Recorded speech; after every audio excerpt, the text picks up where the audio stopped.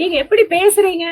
பொதுவெளியில வந்து ஒரு பொறுப்புகள் இருக்கக்கூடிய அமைச்சர் எப்படி பேசுறீங்க? உங்களோட பேச்சுக்கள் எப்படி இருக்கு? நீங்க இணக்கமா செயல்பட்டு மக்களோட கஷ்டத்தை குறைக்க போறீங்களா, இல்ல உங்களோட ஈகோ பிரச்சனையில மக்களை வந்து துயர்படுத்த போறீங்களா? திருமாவளவன் அவர்கள் ஒரு அரசியல் கட்சியை நடத்திட்டு இருக்காரு, கூட்டணி வச்சிருக்காரு. அவர் கூட்டணி வச்சிருக்கக்கூடிய திராவிட முன்னேற்ற கழகம் ஒரு பட்டியலினத்தை சார்ந்தவரை முதலமைச்சராக்குவதற்கு ஒத்துக்கொள்ளுமா? குறைஞ்சபட்ச கொள்கை அளவில் ஒத்துக்கொள்ளுமான்னு அவர் கேட்டு சொல்லுங்க பாக்கலாம். பொறுப்பற்ற முறையில தமிழ்நாட்டை விட்டுட்டு டெல்லிக்கு ஓடி போய் கூட்டணி பேச்சுவார்த்தையில நடந்த கூட்டணி கட்சி தலைவரை விட்டுட்டு பார்த்த பிரதமரை பொறுப்பில்லைன்னு சொல்லுவாரா? சினிமா டைரக்டர் சொல்லுங்க போது நீங்க என்ன சொன்னீங்க? சினிமா டைரக்டர் வந்து அவர் ஊருக்காரரு, அவர் சொல்லக்கூடாத நாங்க. அப்ப கவர்னர் அம்மா வந்து அந்த ஊர்ல நின்னவங்க எலெக்ஷன்ல அத்தனை லட்சம் மக்கள் ஓட்டு போட்டிருக்காங்க, அவங்க சொல்லக்கூடாதா? தூத்துக்குடியில வெள்ள ஃபிளட் வந்து மத்திய அரசு வந்து நிதி ஒதுக்கல, வரும் கொடுக்கக்கூடிய நிதி தான் கொடுத்திருக்காங்க அப்படின்னு. இது தொடர்பாக பாராளுமன்றத்தில் மத்திய நிதியமைச்சர் திருமதி நிர்மலா சீதாராமன் அவர்கள் என்னென்னவெல்லாம் தமிழகத்திற்கு நாங்கள் உதவி செய்திருக்கிறோம் அப்படிங்கிற பட்டியலை கொடுத்திருக்காங்க.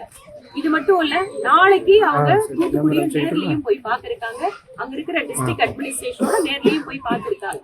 இதுல இன்னொன்னு, மத்திய அரசினுடைய நிபுணர் குழுவை மாநில அரசு கேட்காமலேயே உடனடியாக அமைத்து அந்த குழுவும் வந்து தங்களோட ஆய்வறிக்கை வந்து கொடுக்கறதுக்காக மத்திய அரசு வெயிட் பண்ணுது. இவங்க முதல் கட்டமாக பேரிடர் நிதியிலிருந்து அந்த தொகையும் கொடுத்திருக்காங்க. இது மாநிலத்தோட பங்களிப்பு, மத்திய பங்களிப்பு. ஒவ்வொரு முறையும் பிரச்சனை வந்து மக்கள் பாதிப்புக்கு உள்ளானதுக்கு அப்புறம் அரசாங்கம் மத்திய அரசின் மீது பழி போடுவதுதான் வேலை என்று அவர்கள் செயல்பட்டுக் கொண்டிருக்கிறார்.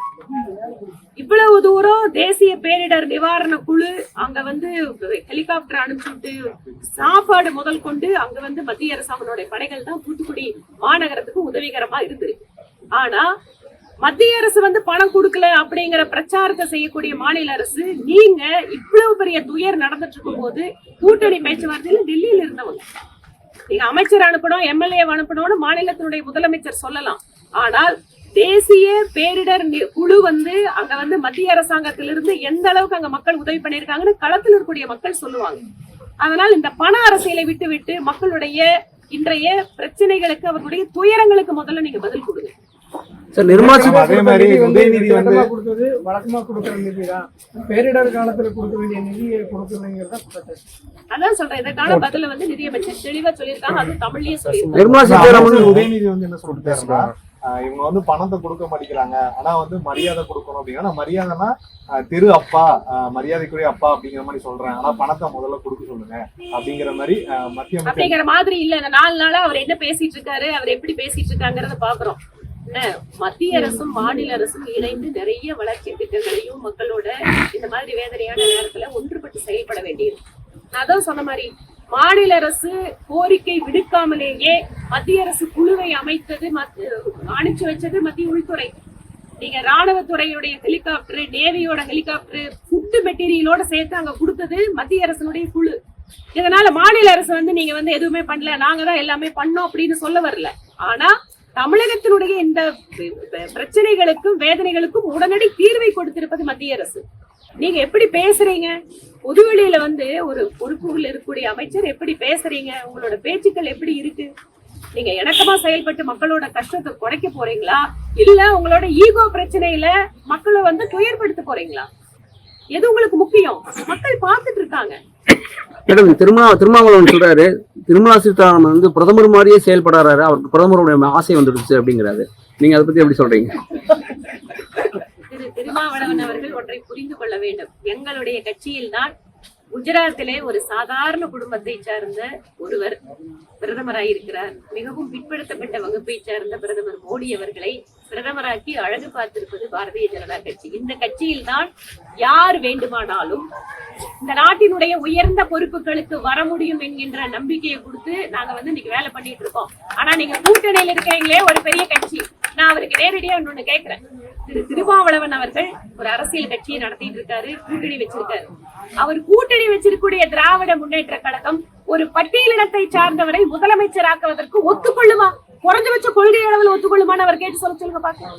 ஆனா எங்களால சொல்ல முடியுங்க, எங்களால முதலமைச்சர்களை கொண்டு வர முடியும், ஜனாதிபதி கொண்டு வர முடியும், எங்களால முடியும். மேடம், முதலமைச்சரை நைட்ல இரவு நேரத்துல சந்தித்த பிரதமருடைய பொறுப்பற்ற தன்மையின் வைகோவோட விமர்சனம் பாக்குறீங்களா? நீங்க முதலமைச்சர் வந்து போறாரு, அவர் வந்து பிரதமரை சந்திக்கிறதுக்காக போறாரா? இல்ல, இந்தி கூட்டணி கட்சியோட கூட்டத்துக்கு போறாரு. போகும்போது புயல் வெள்ளம் வருது, அவரையும் பார்த்துட்டு வரலாம் அப்படின்ட்டு போறாரு. அப்போ இரவு நேரத்துல சந்திக்கணும்னா பிரைம் மினிஸ்டரோட அப்பாயின்மெண்ட்ஸ்ங்கிறது முன்னாடியே எல்லாம் முடிவாயிருக்கூடியது. ஆனாலும் முதலமைச்சரை அதுவும் வந்து புயல் வெள்ளம் நடக்கும் போது நம்ம சந்திக்கணும்னு சந்திக்கிறாரு. இதுல என்ன பொறுப்பற்ற தன்மையை பார்த்தாரு அவரு? பொறுப்பற்ற முறையில தமிழ்நாட்டை விட்டுட்டு டெல்லிக்கு ஓடி போய் கூட்டணி பேச்சுவார்த்தையில நடந்த கூட்டணி கட்சி தலைவரை விட்டுட்டு பார்த்த பிரதமரை பொறுப்பில்லைன்னு சொல்லுவாரா? BR Deputy CM yesterday has given நேத்து சொல்லியிருக்காரு, இந்த மாதிரி BR plus UP வந்து மாண்புமிகு தயாநிதி மாறன் ரொம்ப கேவலமா பேசியிருக்காரு.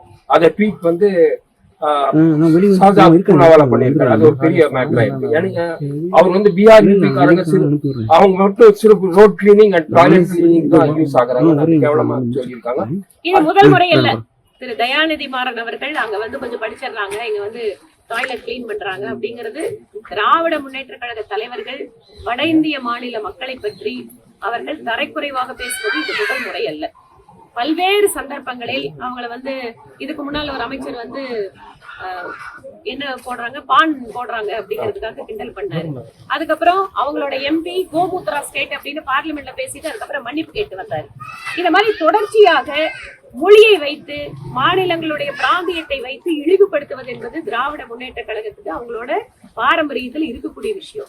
இப்ப கூட ரீசெண்ட் மீட்டிங்ல ஹிந்தி தெரியாதுக்கு நிதிஷ்குமார் ஏதோ சொன்னதா சொல்றாங்க. ஆனா அதுக்கப்புறம் வந்து எங்கேயோ CISF காரங்க ஹிந்தி தெரியலன்னு கேட்டதெல்லாம் ட்வீட் போடுற முதலமைச்சர். ஹிந்தி கூட்டணி கூட்டத்துல நீங்க வந்து ஹிந்தி தெரியலன்னு சொல்லி நிதிஷ்குமார் அவரை பேசுறாங்கிற விஷயத்தை பத்தி வெளியிலேயே வரல. ஏன் வரல? அது உங்க கூட்டணி கட்சி கூட்டம், அதனால வெளியில வரல. இதுவே வந்து வேற யாருக்காவது நடந்திருந்தா உடனே ஒரு ட்வீட் போட்டிருப்பாரு முதலமைச்சர். வந்து இன்னைக்கு வெள்ள பாதிப்பை வந்து தமிழக ஆய்வு பண்ணிருக்காங்க. ஆய்வு பண்ணிட்டு இந்த வெள்ள பாதிப்பு வந்து கையாண்டது தமிழக அரசு சரியில்லைன்னு தமிழக சொல்லியிருக்காங்க. தெலுங்கானா கவர்னர் ஆய்வு பண்ணாங்களா? ஆமா, மக்களை போய் பாத்துருக்காங்களா? ஆய்வு பண்ணி பாத்துருக்காங்க, வந்து கையாள அப்படின்னு சொல்லியிருக்காங்க. அதுக்கு அமைச்சர் என்ன சொல்லியிருக்காருன்னா, இவங்க வந்து கவர்னரா இருந்தா போது பாஜக செய்தி அவங்க தூத்துக்குடியில முன்னாடி வந்து ஒரு வேட்பாளரா இருந்தவங்க. அந்த மக்கள் வந்து அவங்களோட கஷ்டத்தை சொல்றதுக்காக அவங்களுக்கு கூப்பிட்டுருக்கலாம், போயிருக்கலாம். மக்களோட துயர சொல்றதுல என்னங்க அரசியல் தேவை இருக்கு? யாரு வேணும்னாலும் சொல்லலாம். அப்படி பார்த்தா சினிமா டைரக்டர் சொல்லாங்க போது நீங்க என்ன சொன்னீங்க? சினிமா டைரக்டர் வந்து அவர் ஊருக்காரரு, அவர் சொல்லக்கூடாதுனாங்க. அப்ப கவர்னர் அம்மா வந்து அந்த ஊர்ல நின்னவங்க எலெக்ஷன்ல அத்தனை லட்சம் மக்கள் ஓட்டு போட்டிருக்காங்க, அவங்க சொல்லக்கூடாதா? நம்ம என்ன நிவாரணம் கொடுத்துருக்காங்க தூத்துக்குடிக்கு? இப்ப கூட இங்க இருந்து ஒரு கிட்டத்தட்ட 3.5 லட்சம் ரூபாய் மதிப்பிலான அரிசி, புடவை, வேஷ்டி இது எல்லாத்தையும் அனுப்பிச்சுட்டாங்க. அதெல்லாம் கொண்டு போய் கொடுத்துட்டாங்க. கொடுத்ததுக்கான எல்லாமே வந்து அனுப்பிச்சிருக்காங்க. இப்பவும் வந்து பிஜேபி அனுப்பிச்சிட்டே இருக்கிறாங்க. இன்னும் பல்வேறு மாநிலங்கள்ல இருந்து கூட தூத்துக்குடி, திருநெல்வேலி மக்களுக்கு உதவி பொருட்கள் வந்து இதுவரைக்கும் மத்திய அமைச்சர் வந்து இன்னும் அங்க போகல, இன்னும் பார்க்கல அப்படிங்கிற மாதிரி ஒரு குற்றச்சாட்டு. நாளைக்கு வராங்க மத்திய நிதி அமைச்சர். அது வந்து உதயநிதி ஸ்டாலின் அழுத்தத்துக்காக தான் வராங்க அப்படிங்கிற மாதிரி சொல்றாங்க. உதயநிதி அவர்கள் அழுத்தத்தினாலதான் வந்து ஹெலிகாப்டர் அனுப்பிச்சாங்களா? இங்க இருந்து ஃபுட் மெட்டீரியல் கொண்டு போய் ராணுவம் போட்டுதா? என்ன பேச்சு இது? மேம், தூத்துக்குடி திருநெல்வேலி மாவட்டங்கள் வந்து இனி மீண்டு வர்றதுக்கு 2-3 மாதங்கள் ஆகுங்கிறாங்க. அப்படிங்கும்போது பிரதமர் வந்து அங்க பார்வையிட வாய்ப்பு இருக்காம என்னென்னவெல்லாம் அந்த மக்களுக்கு உதவி செய்ய வேண்டும் மத்திய அரசின் சார்பில், அதே போல கட்சியின் சார்பில் நாங்கள் உதவி கொண்டிருக்கிறோம். தேவைப்பட்டால் என்ன வேண்டுமோ செய்வதற்கு பிரதமர் தயாராக. மேடம், பிரதமர் மோடியோட வெட் இந்தியா திட்டங்கிறது சக்சஸ் ஆகுமா madam? Wet India, wet in India. வெளியில நாட்டுல போய் கல்யாணம் பண்ணாம இங்க வந்து மோடி தான் அதை அறிவிச்சிருக்கு. டெஸ்டினேஷன் வெட்டிங்ஸ் பத்தி அவர் சொன்னது, அதாவது இதுக்கு முன்பாக கூட நம்மளுடைய நாட்டு பொருட்களை நாமளே பயன்படுத்தணும் அப்படிங்கறதுக்காக, அதே மாதிரி உள்ளூர் பொருட்களுக்கு சிறப்பு கொடுக்கணுங்கிறதுக்காக ஹோட்டல் ஃபார் லோக்கல்னு ஆரம்பிச்சாரு. இன்னைக்கு அது எப்படி ஆயிருக்கு? கதர் கிராம பொருட்களுடைய விற்பனை அப்படிங்கிறது 400 மடங்கு அதிகரிச்சிருக்கு. உள்ளூர் பொருட்களுக்கும் உள்ளூர் பொருளாதாரத்துக்கும் ஒரு மிகப்பெரிய ஒரு வாய்ப்பு அது கொடுத்திருக்குது. அந்த மாதிரி அவர் என்ன சொல்றாரு, கல்யாணங்கள் எல்லாம் வெளிநாடுகள்ல போய் பண்ணாதீங்க. ஏன்னா இப்ப நம்ம நிறைய பாக்குறோம், வெளிநாடுகள்ல போயிட்டு கல்யாணம் பண்ணும் போது பணம் எல்லாம் வெளியில போகுது. உள்ள இருக்கக்கூடிய நம்ம பகுதிகளிலேயே நம்ம நாட்டிலேயே அதை பண்ணுங்கன்னு சொல்றாரு. மிக நிச்சயமா அது வெற்றிகரமா மாறும். ஏன் சொல்றேன்னு சொல்லி கேட்டீங்கன்னா, நார்த் ஈஸ்ட், ஜம்மு காஷ்மீர் மாதிரியான சுற்றுலா இடங்களுக்கு மக்களை வாங்கன்னு கூப்பிட்டாரு. அவர் இதுக்கு முன்னால என்ன சொன்னாரு, வெளிநாட்டுக்கு சுற்றுலா பயணம் போறவங்க வடகிழக்கு மாநிலங்களுக்கு போங்க, வெளிநாடுகளை விட சிறப்பான இடங்கள் அங்க இருக்குன்னாரு. இன்றைக்கு வடகிழக்கு மாநிலங்களுடைய சுற்றுலா வருவாய் அப்படிங்கிறது பல மடங்கு மாறி இருக்கு. ஸ்ரீநகருக்கு சுற்றுலா பயணிகளுடைய எண்ணிக்கை பல லட்சங்களாக மாறி இருக்கு. இதெல்லாமே நடந்துட்டு இருக்கு. அதனால டெஸ்டினேஷன் வெட்டிங்கும் இந்தியாவுல நடக்கிறதுக்கான வாய்ப்புகள் அதிகரிக்கும். இதன் வாயிலாக நம்ம ஊருக்குள்ளேயே பொருளாதாரம் மேம்படும். ஆர்டிகல் 370 பத்தி ஆப்போசிஷன் வந்து ரொம்ப சொல்றாங்க, நாங்க வந்தோம்னு இதை எடுத்துருவோம். இதே வந்து ஃபரூக் அப்துல்லா ஒரு பிஃபோர் ஆர்டிகல் வந்ததுக்கு அப்புறம் அவங்க அப்பனாலையும் ஆர்டிகல் 370 போட முடியாது. இப்ப ஆர்டிகல் 370 அவ்வளவு சக்சஸ் ஆயிருக்கு. அதை பத்தி நீங்க என்ன சொல்றீங்க? ஆர்டிகல் 370ங்கிறது பிஜேபியுடைய ஒரு கோர் பிரின்சிபல். நாங்கள் ஆட்சிக்கு வந்தால் 370வது சிறப்பு பிரிவை ரத்து செய்வோம்னு மக்களுக்கு நாங்க வாக்குறுதி கொடுத்திருந்தோம். ஆட்சிக்கு வந்தோம், தனிப்பெரும்பான்மையோட இருந்தோம், எங்களோட வாக்குறுதியை நிறைவேற்றிருக்கோம். இதன் வாயிலாக என்ன நடந்திருக்கு? அங்க இருக்கக்கூடிய பட்டியலினத்தை சார்ந்தவங்களுக்கு இதுவரைக்கும் பிரதிநிதித்துவமே இல்ல. பெண்களுக்கு பிரதிநிதித்துவம் இப்ப கிடைக்க போகுது. இதுவரைக்கும் ஜம்மு காஷ்மீரில் நீதி கிடைக்காத மக்களுக்கு நீதியை உறுதி செய்திருப்பது இந்த ரத்தின் வாயிலாக நடந்திருக்கு.